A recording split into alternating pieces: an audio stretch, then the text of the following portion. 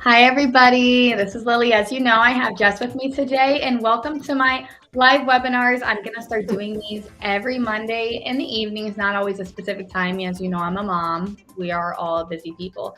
But today, to start out, I'm featuring Jess. She's my amazing lender with Empire Financial.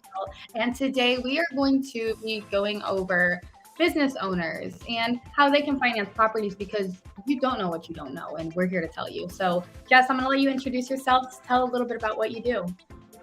Yeah, well, thanks, Lily. First of all, I'm super excited about this live stream. I am a total fanatic of you. I think you are just so amazing out there in the field. You know, there's one thing that I've always told everybody and anyone that I meet. I love people that hustle. And you are cut from the same cloth as me. And I love it, love it, love it. So I love what you're doing out there in the industry. I am actually a mortgage broker. I have been in the industry lending for 23 years. It's crazy. I don't even know. Are you 23? I'll be 30 next year. Oh my gosh. You know what? I thought you were like 22 years old because you're so, look at you. You look like a kid. Anyways, yeah, so I know. So I started in 1999, and I've been in lending ever since. Most of those years included working in retail banking for JP Morgan. But yeah, here I am. I'm in the broker world, loving every second of it. Building a team here at Empire Financial, and I just love it, love it, love it. Yes, I love what you're doing. Thank you, thank you. Yeah, we have a lot of cool stuff going on right now. You know, with the way that the world is kind of evolving. I mean, you've heard me talk about it. I'm doing videos and stuff like that. Like the sector of buyers right now that are just underserved is the self-employed business owners, you know? And so speaking to that circle of people, you know, is really what I'm focused on right now. The self-employed business owners and investors, like, but definitely business owners out there that are just, you know, they're putting their heart and soul into their business. You know, maybe they've got some, you know, challenges on their tax returns. Maybe they haven't filed. I mean, listen, let's face it. We all hate filing taxes. It's not like Yeah. the thing that we just can't wait to do. So that's where I come in. We have lots of solutions for those business owners. So Very good. Now, as far as the different types of loans, I've heard people say, you know, they don't even know what DSCR loans are. Can you tell me a little bit about those and how they run those? And I know that they do appraisals based on the income the property brings in as well. If you can touch into that and how the loans go through. So a DSCR is it's a loan that is for folks that want to get into buying investment properties. And basically, when you're doing a DSCR loan, what it stands for debt service coverage ratio. Basically, you're taking the mortgage payment and the ratio between the mortgage payment and the rent that's being received or could be received for that property is where the ratio is actually calculated. And if you are, you know, even Steven, so if your mortgage payment is 3,000 and your rental income is 3,000, then you have a debt ratio of 1%. If it's over, obviously that's awesome. You know, that means that you're cash flowing pretty nicely. If it's even Steven, okay, that's great. But and if it's under, there might be some strategizing that you have to, you know, kind of work through. But you know, we have all types of different programs here with the DSCR. We also have alternative doc solutions for foreign nationals as well that usually fall into the bucket of our DSCR loans. We can actually do bank statement loans for our self-employed borrowers. And, you know, what's really cool about that, Lily, is that if you have a business owner, you know, maybe they haven't filed their tax returns for 2 years, no problem, no worry. Instead of being turned down at a bank or a retail lender, they can come over to my place, and instead of putting them in a box, I go find the box that they belong in, right? So I love you. And that's why I love being on the broker side. It's so fun. So basically, you know, we're averaging those deposits over 12 to 24 months, and we're allowing that to be used as income. And it's just a win-win solution. But what's really cool about these alternative doc solutions is that we have lenders that will allow the 2-1 buy down to be used in conjunction with these alternative doc solutions. So those are pretty cool too. Yes, and I did that with you.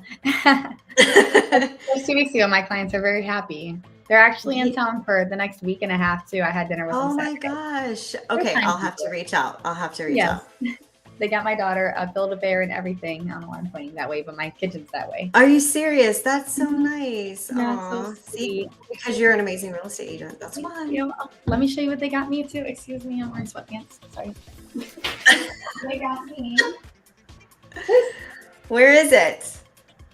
Oh, that is amazing. I love that. Oh, 535 award because it's clear. So. You know what though? I just want to say something. When you are in the thick of the process, right? And we definitely had to bob and weave a couple times, right? Yes. But the reason I bring this up is that who you work with matters, because when you're going through challenges or situations that come out of left field, you have no idea what is going on. You have to be a solution solver, like a problem solver, sorry, not a solution solver, but a problem solver right then and there. You have to find the solutions and just really, really entirely just be flexible with the process, the transaction, know how to communicate through those challenges. And I want to tell you, the listing agent that was on that file, wow. Okay. Amazing. Her name is Tatiana, by the way. I'm going to give her a shout out. Yeah, because she was like, she's cut from the same cloth we are. Can I just say that out loud? She works hard. She was not afraid to make, some communication that might have been uncomfortable for a lot of people. And I just think that that's what it took to make this thing work. So that's right. And that's what we're here for. The lender, the buyer's agent, even the seller's agent. It's not like one person is fighting with another and we're like, my buyer's right. No, my seller's right. We are here to make happy buyer and happy seller wherever we can make. Yes. Lenders, they're just in the middle, like, I can make it happen.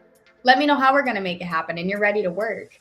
So as a trio together, it's hard to make the lender, the buyer's agent, and the seller's agent a trio usually because they're not as involved. But Tatiana did an amazing job. So, and can I just say that you have to work with lenders too that, and I can't say this enough, but that are not afraid to jump outside the norm, right? Yeah. So during this transaction, if you don't remember, I reached out to the seller.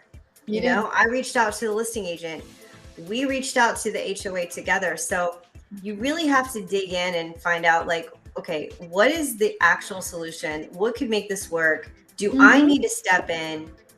You just do whatever it takes. And you have to. I want to say, how many people would have given up in that scenario? Whenever I was a new agent, I can admit now, I look at 1 or 2 deals that fell apart and I'm like, you dummy, you could have saved that. And I'm like, silly Lily, it's okay. It's a learning experience. It's all a learning experience, but you have to go through that to grow. So thank you so much, because girl, you've been in the industry for so many years that I'm 10% of the amount that you've been in. So I really appreciate a compliment like that. No, for sure. Because when you meet someone that just like has no fear, and that's what you have to be in this business. You cannot be afraid to jump into an issue. My thing is, that's when it gets fun for me. I'm like, okay, let's turn it up. I gotta be, this is where the pit bull comes out, and I go in. Yeah. But the thing about it is like, we just have to take care of business, because at the end of the day, no one is happy until that file closes, right? I mean, and there's a family involved, there's a seller involved, and even title, they work really, really hard, and they have to get paid as well and get to the closing table. So everyone is really, working towards that common goal, and you just have to do whatever it takes. So, yeah. That's right. Okay. So let me talk to you about another alternative doc. I have to bring it up. Okay. So I'm just taking over your show today. Do it, please. But so 1099 only loans. Okay. So we know that we all know someone, including ourselves, that are 1099, right? So we have salespeople, contractors, anybody that is kind of contracted out to do any kind of job or whatever. It's 1099, not W-2. Right. Well, this is the thing. Instead of worried about the tax returns and all of those expenses that you're writing off, we can actually use the 1099s as the income and not have to worry about all of these other things.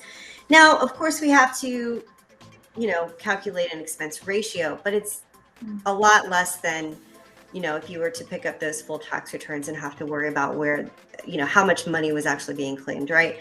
Right. Those alternative doc solutions are available for any 1099 employee, and we can do 1 or 2 years. We have as little as 10 to 15% down.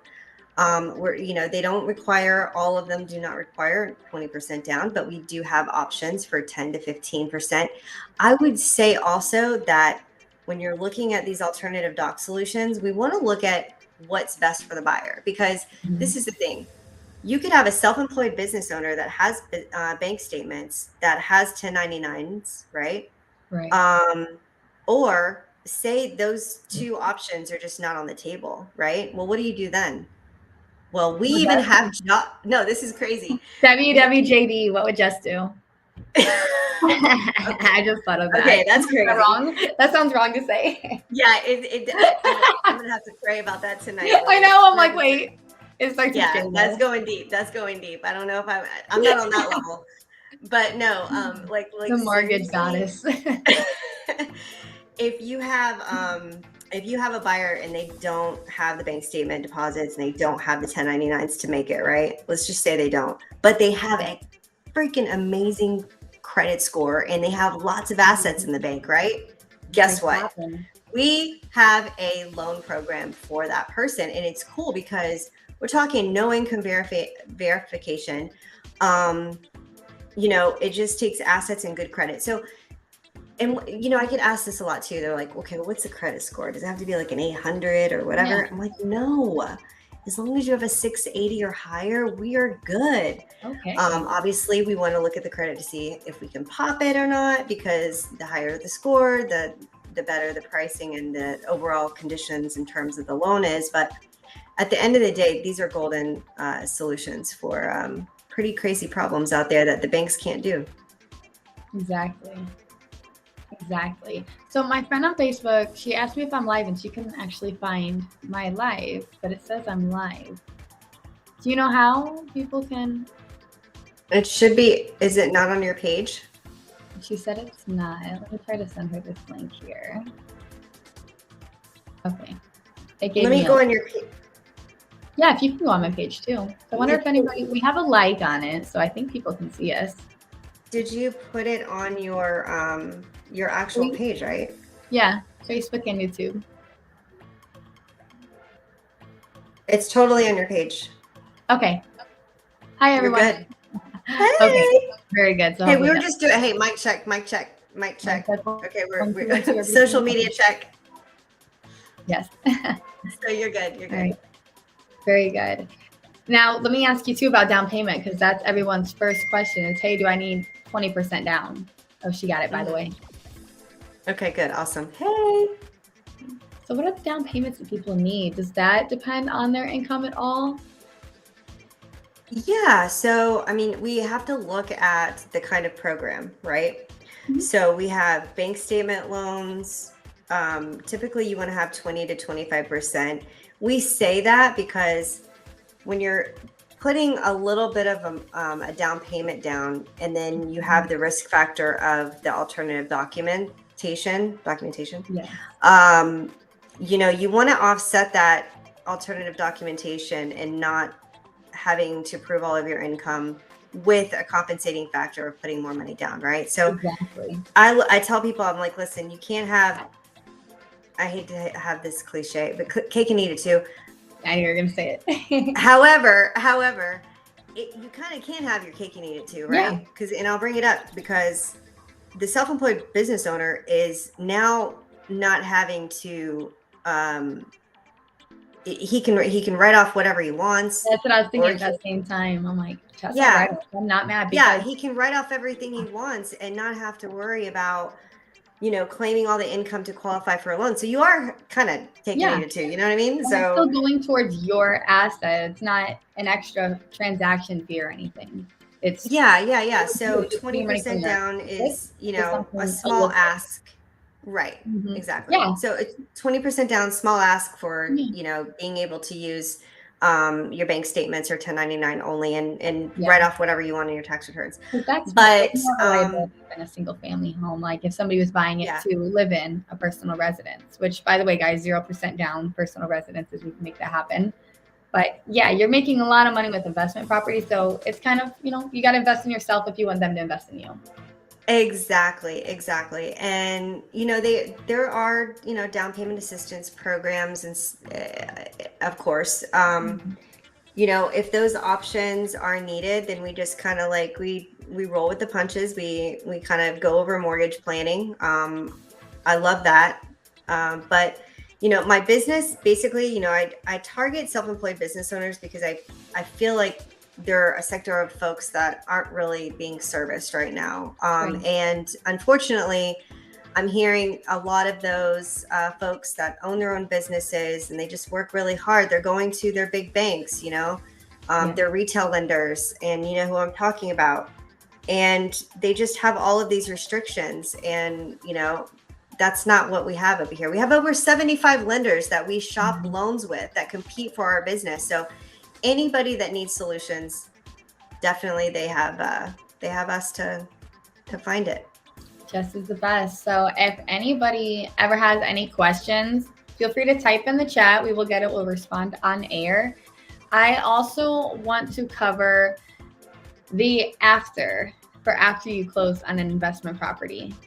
So as far as making their mortgage payment, the management companies, the cleaners, all of that, because that's people's next question every time is, okay, now I get the property, now what? Because you don't know. You need like the Investors for Dummies book. Like those are very helpful, by the way. I don't mean it in a weird way like that. So once you close on the property, we are going to set up your management company. There are management companies that go from 10% all the way to 25%, and that will be of the property's income. So if it makes $300 on one night, they're going to take $30 if they're 10%, 20%, 60, and so on. So they have contracted cleaners, they have contracted handymen, landscapers, electricians, security, you name it. They have all of that. And what's really key in making your property successful is not just the management, you have the location and the decor, you guys. You have to make sure it's very clean. Now, the mortgage lender like Jess over here, she does an amazing job at making sure the loan is good. Now, as far as the place being good, that's where you're gonna look at me and I'm gonna make sure that it has the decor, the white clean sheets, the phone chargers with the lights, the Bluetooth charging. I love that you're detailed, and don't think I'm walking away from Oh, this. you're okay. I'm actually plugging in, so I want you to keep Yeah. talking because this is good. I thought you were gonna show your sweatpants too. No. It's a long shirt. So yes, you guys, as far as the electric, the water, we're gonna get all that set up. The utilities will come to you a few days before closing. We're gonna get those set up. When you buy your property and we get that management set up ahead of time, sometimes there's bookings to transfer. So you might have like 3 months of bookings. The property that we were just talking about that we worked on that file, they have 7 months of bookings next year. How cool is that? They have the 4-month snowbirds that they have their contact information. So by the way, these snowbirds, they're technically a personal booking. So they don't have to pay the management fee. So that entire 4 months, they don't have to pay that. And then they have a 3-month booking with Florida 365. Love you. Bye. He's in for work. He works overnights. So they also have with Florida 365, they're kind of not the main booking, but with that area, they're kind of like two management companies with the same property, if that makes sense. I don't know the exactness behind it, but They all get along, so it works. They stay booked over there. So they let them know yesterday they have a 3-month booking if they can accommodate. And being a new property, of course, they don't have, those 3 to 4 day gaps between each booking. They have that 3 months, so they just place them in there. So don't ever feel like, oh, it's not going to book. As long as you take my advice and stay in what I call the magic triangle, which schedule a meeting with me. We'll go over that. And you will have your power team, your realtor, your lender. Why do I keep? It's because of my video. Hi. We're going to high five. We're going to figure this out. Yeah, you will be set. Now, these properties, I want to touch on something. People always say, how much can you make? Well, how much are you investing? I love that question. Yes, there's always a minimum bedroom count, and people say, well, I don't want to spend more than this. Oh, I want to buy in this resort. And I say, hey, just so you know that resort's HOA fee is $750.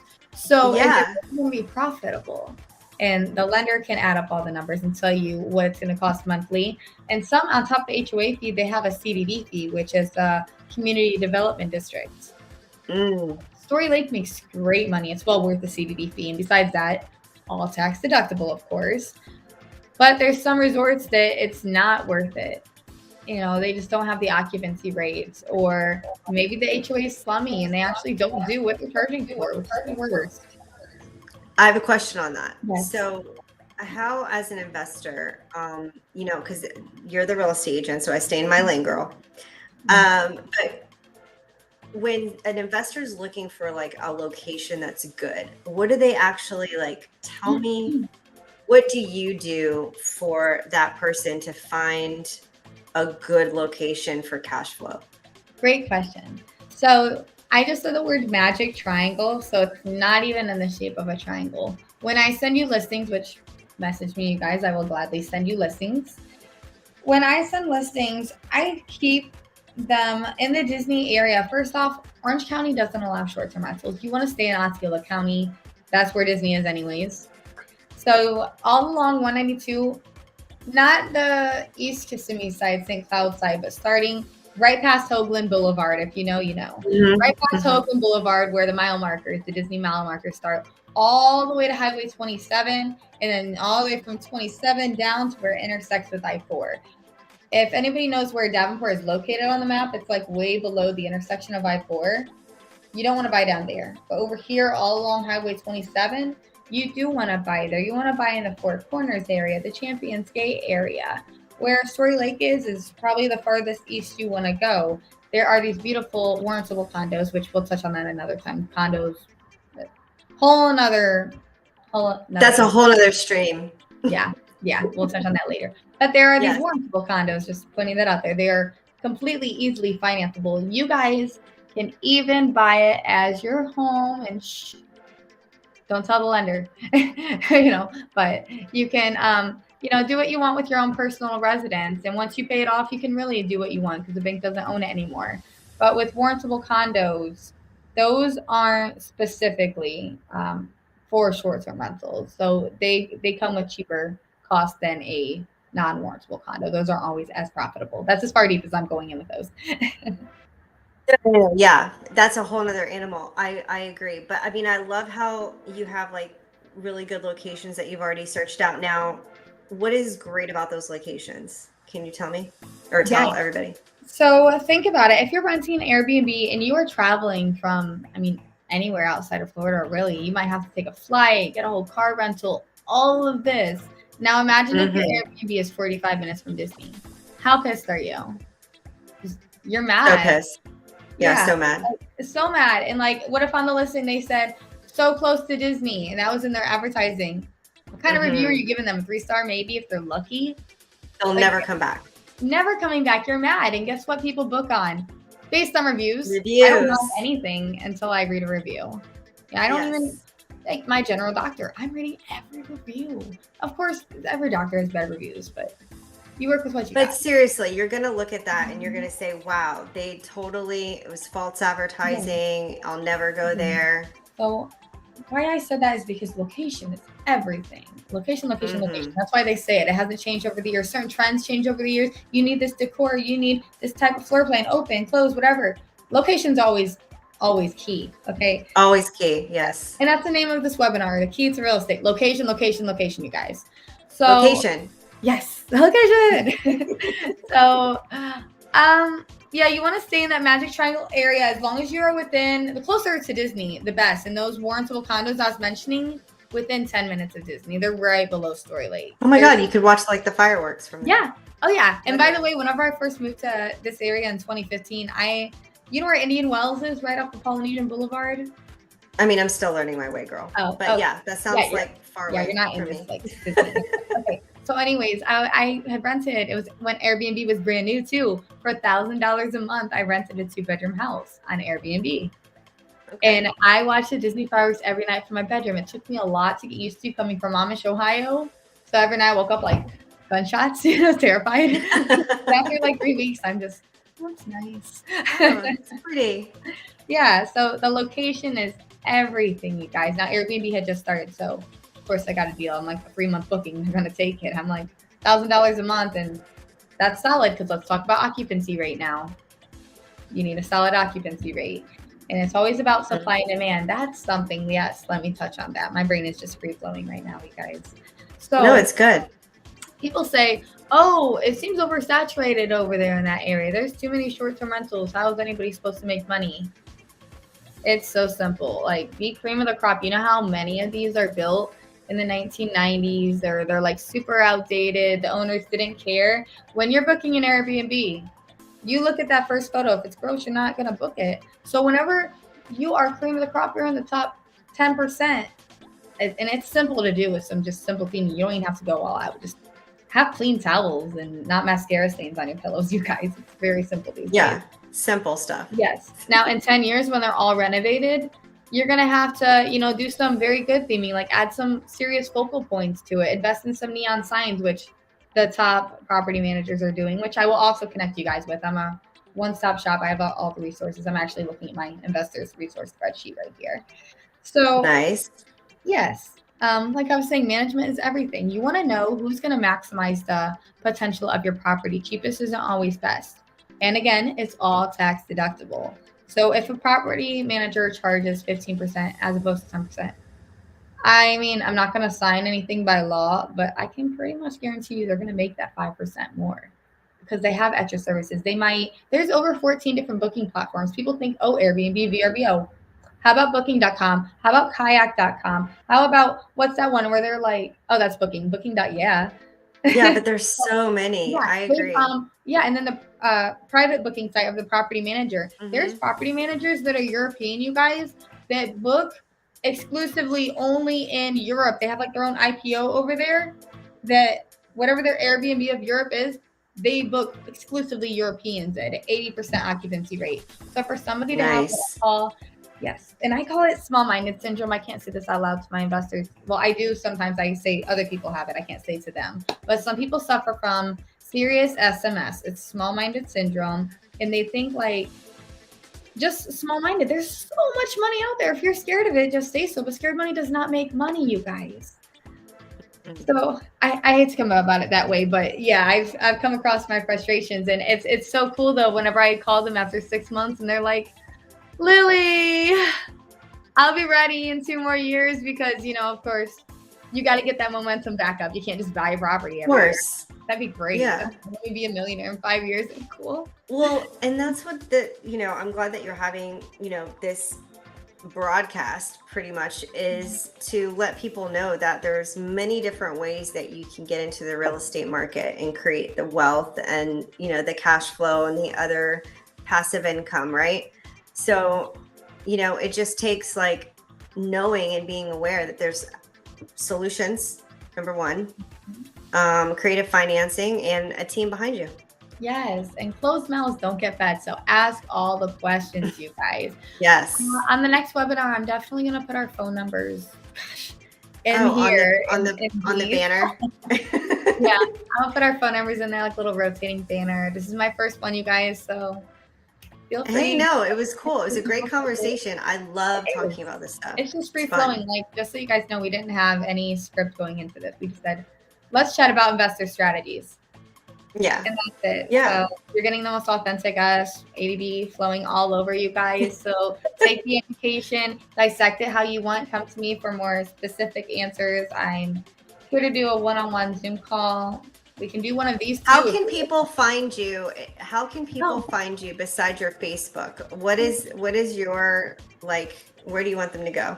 I am on Instagram as Lily_your_realtor. And that's it. Okay. I'm on LinkedIn. I'm on YouTube. Just type in Lily Oros, the same thing on Facebook and YouTube and Instagram. Yeah, pretty much the same thing and everything. How can they find you? Well, homelendingwithjess.com is my website, homelendingwithjess.com. And then my Instagram handle is homelendingwithjess. Yep, there we go. Try to keep it all simple, you know, So nothing original. crazy. Yeah, I know, right? Exactly. And then honestly, just, you know, messaging me on any of the social media platforms. You can find me on Facebook with my name, Jessica Cheryl. I just go by Jess. Yeah. Yeah, people always ask one R or two. Did you know that? People ask me every time. Okay, that's funny that you say that, because my entire life, the story has been, is that 2 R's or 1 L or 2 L's or 1 R? It's 2 R's and 2 L's for everyone out there. She's It's extra, 2 and you 2. guys. Get used to it. We're going to make it simple. 2 R's, 2 L's. We're fine. That's why I tell people to call me Jess. Forget about the last name. Yep. I say Jess every time. Like, it's Jess. It's just Jess. Well, thank you guys for tuning in. We really appreciate you guys. Any questions you have, again, message me. And yeah, we let's will do see it. you next Monday. But thank you so much, Jess. All right. I appreciate You're a dream girl. Thank you. Thank you. You're welcome. Bye, guys. Bye.